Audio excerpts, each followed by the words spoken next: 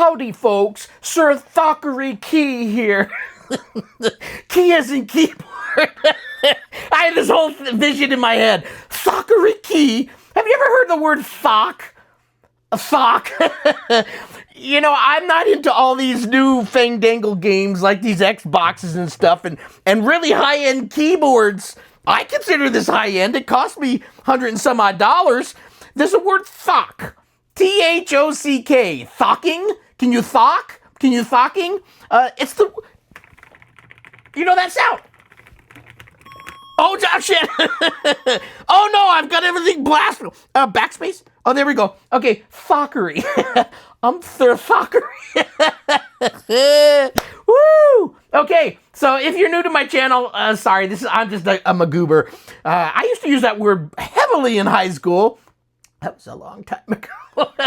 Anyway, Thock, Sir Thackery Thock Key. Very, very provincial, right? We're talking about the NuPhy Kick75 Keyboard that I just did an unboxing of the other day. And this is a carryover for carrying over. Well, did it work on the computer? Does this key repeat? maybe not in this operating system. It's not repeating right now. Does the letters repeat? No. Okay, maybe that's just something I've hit, or it's part of the Aquarius system. I use this modern keyboard. No, not for gaming, not for modern computing, but for vintage, modern retro computing in the world of 8-bit. By the way, that is Thackery. That's Aquaribot. That's an Aquarius AQ Plus mini computer in his gullet in a nice little lighted up scenario, and connected to a cool Sony display, a NuPhy Kick75 Keyboard, and I've got this whole translucent world playing around me, or visually stunning world of 8-bit. It's a modern 8-bit computer, but so it does use a USB keyboard, but it's got an actual, this one doesn't, or does it? Is this the last one of the breed that has it? There's an FPGA in there, I do know that. But the original Aquarius standard, I think, came with a Z80 still. And it had a cartridge port, and it had all the old ports of a Mattel Aquarius. Have you heard of a Mattel Aquarius? It didn't sell for long. Back in 1980, whatever it was, 83, 84, something like that. They only sold for like a month or two, or very short time, before Mattel kind of pulled the plug and left the world of computing. But there's a band of merry men, yeah, sure, they're merry, that have carried on the legacy of Aquarius. Just a few people that loved, maybe it was their first computer. I know on one case, the guy that kind of is one of the principal dudes that is keeping the Aquarius alive, his name's Sean. He's been helping develop a lot of these things and taking the Aquarius into the new world. There's a lot of Thackery Thocking going on here. I just want to talk provincial. Is that even a word, provincial? Anyway, this is about the keyboard, but it's about in the world of Aquarius today. And if I ever buy any other modern retro vintage type of computers that take a USB, I'll use this as well. But I purposely purchased this keyboard, a wireless keyboard, because it's got a see-through design.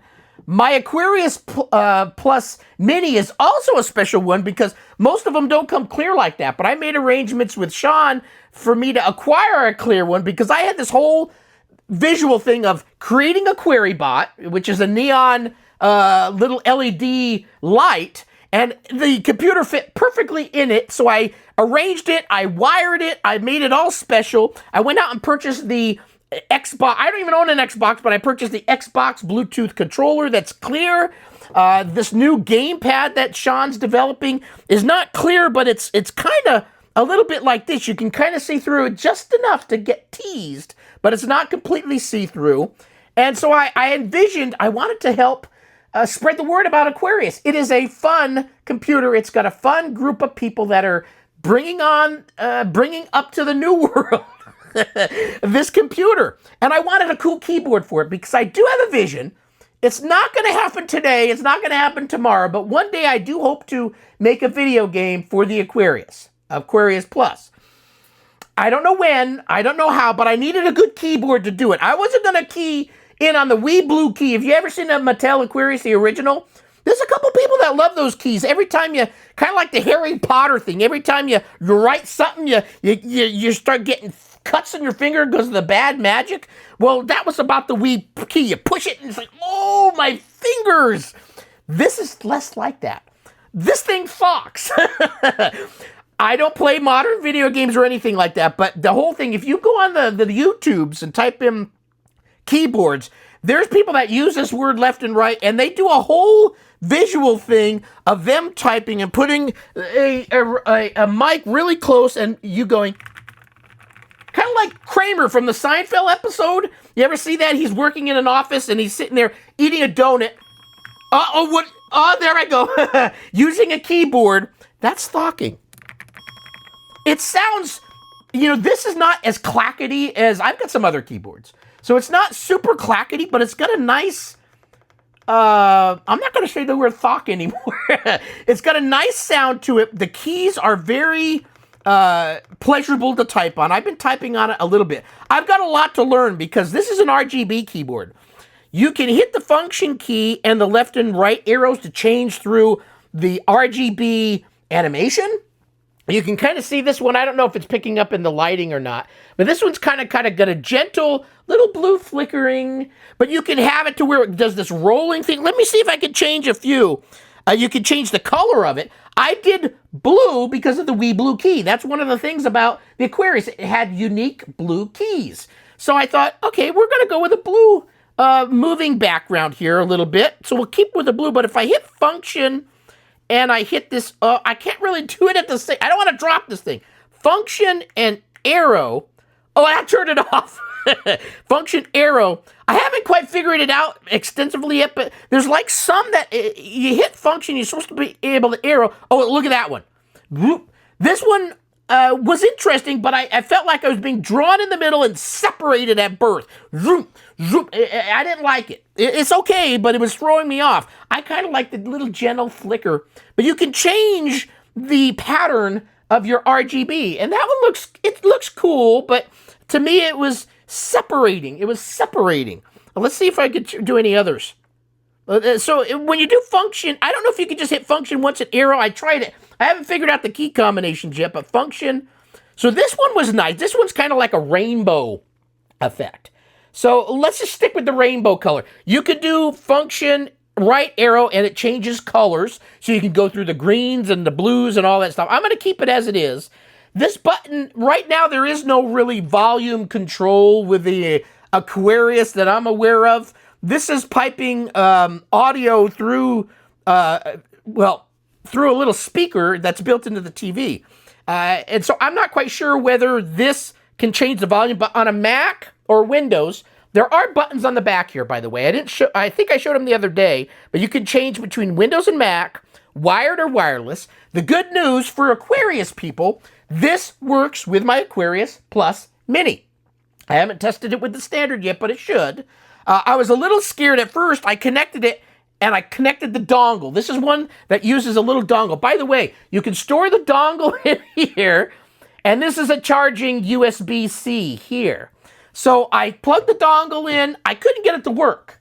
But then I read the instructions, a typical man, read the instructions afterwards. You have to hit function and then 4 to change this light over here to be either Bluetooth, it was blue, or the USB dongle 2.4, which was green. So when you do that, it then said, hey, where are you, dongle? The dongle's up over here on AquariBot, and I was able to make the connection. I wasn't too worried because I did wire it up after I couldn't get it to work the other day, and it was working. So I go, at least I got a working keyboard. Ace. Let's see if I can get the wireless working. I figured it out. So again, function 4, not F4, but function key down here 4 changes, and you could change the how it's going to be receiving wireless, either Bluetooth or 2.4. So far under my limited testing with the Aquarius computer, it's working well. I just love the aesthetics of this keyboard. A little bit of spot color here and there, and the back has got this wonderful 8-bit feel, graphics. It says 8-Bit Odyssey on the back. It's kind of got a Mario flair, Donkey Kong-ish kind of thing. And so one day, if I key in that big old program of mine, Invasion of the Cloud People, the AQ plus storm, I don't know, I haven't figured anything out yet. Don't hold me to it. Again, I may do it one day. I've got a nice keyboard to do it. So today, I just wanted to show that, yes, the keyboard is working. There's a dir. Maybe I'll focus in a little bit so you can kind of see. I don't know if you really care about that, but anyway, focus. You can see that if I type in dir, it gives me a directory. I can CD, and I can go into games, for example, and I can do another dir. And the keyboard, it feels good. It feels clickety, but not too clackety. Those are the words I used to use, not the thocking thing. I just did a clackety keyboard, but now it's thocking. Maybe that's the new age one. Anyway, CD Jetpack, JET. This is a game made by, what the hell's his name again? Alex Trebek. CD Jetpack. His name's Mac, by the way. Mac is another key figure in the world of Aquarius that knows his stuff. And he updated this from the older, well, it's a port of basically Jetpack over to the Aquarius Plus computer. So CD Jetpack, do another dir. Okay, we're going to do RUN run J. I don't know if you case sensitive, but Jetpack dot back, BAQ. And if all goes as planned, I can now play this game. What key do I hit? Oh, it's off. I got to turn on this powered itself off, but this is the Xbox controller. You'll see that, look, I kicked ass before. TJ, is this thing dialed in? We're going to play a little bit. Why not? Let me focus in case you've never seen Jetpack on the Aquarius Plus. Now, hopefully this engage. There we go. Okay. What's up? Shooting chakras. Oh. So it's just like on the Specky. And so my Xbox controller is working pretty good. So when I tried this Xbox controller, here's my first wireless one. I purchased it for the standard, and I couldn't get it to stay connected. But now with some recent updates, it is working. So not only do I have the new gamepad that's in development, I have this Xbox one as well. Oh, I blowed up the schmoosters. Okay, let's get the fuel. More fuel and gold or whatever that thing is.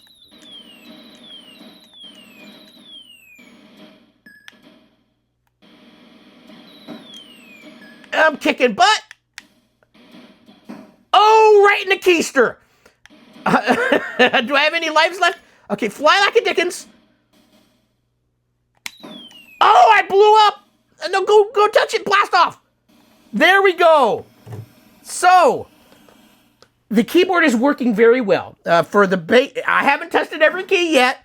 I don't think, obviously, this is going to do volume. But on a Mac, this can do volume. You can do a little programming of this keyboard to other things.